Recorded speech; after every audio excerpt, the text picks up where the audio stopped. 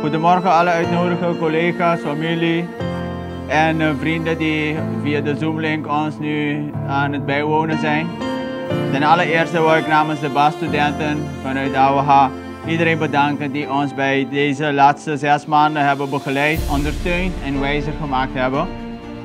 Aan de VWS, van harte dank voor deze mooie opleiding waar wij als verpleegkundigen de kans hebben gekregen om online samen te werken met mede-collega's van Bonaire en Curaçao. Deze samenwerking gaan we nooit vergeten en we proberen dan het ook zo te houden. Het was voor ons een leerzame en geweldige opleiding waar je als professionele methodisch leert observeren, redeneren, communiceert en acties neemt bij acute situaties. Met deze methode kan je je zekerheid en vertrouwen winnen over acties die je neemt.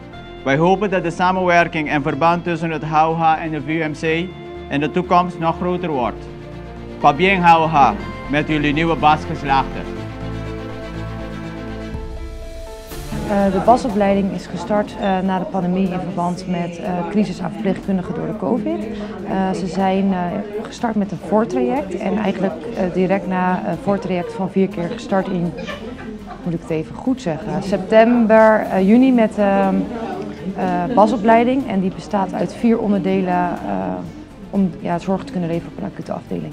De BAS-opleiding bestaat uit 4 onderdelen, zeg maar. En nu gaan ze door, 7 van de 8 gaan door met een verpleegkundige vervolgopleiding voor de CSU en de intensive care. Deze opleiding en ook de vervolgopleiding wordt mogelijk gemaakt door het VWS en in samenwerking met de VUMC die de opleiding verzorgt. Me gusta que me para bewaar mijn kennis más, me para die different aspects y me just para assim hobby más, tanto como para bewaar mijn kennis, tanto is ik me por aplicar bij het werkveld. Itu een stepping stone para groei un tiki más, dus gewoon de mijn kennis en para me por doen kwaliteitscontrole. 8 studenten vandaag die hun BAS-opleiding hebben afgerond. Ik ben super trots op deze mensen, waarvan ook 7 dadelijk door gaan stromen naar vervolgopleidingen. Met dank aan Nederland, met dank aan VWS, met dank aan de Amstel Academie hebben deze mensen samen met andere ziekenhuizen in de regio en met IMSON ook op het eiland hier deze opleiding voltooid, waardoor ze veel meer ervaring krijgen in acute situaties, in het behandelen van patiënten met acute problemen. En het is super mooi dat ze deze tijd hebben ingestoken om zichzelf te verrijken, om het beste voor zichzelf, voor onze patiënten te bereiken. Dus voor het ziekenhuis, voor de samenleving, voor deze mensen een hele mooie mijlpaal. Dus pas bien!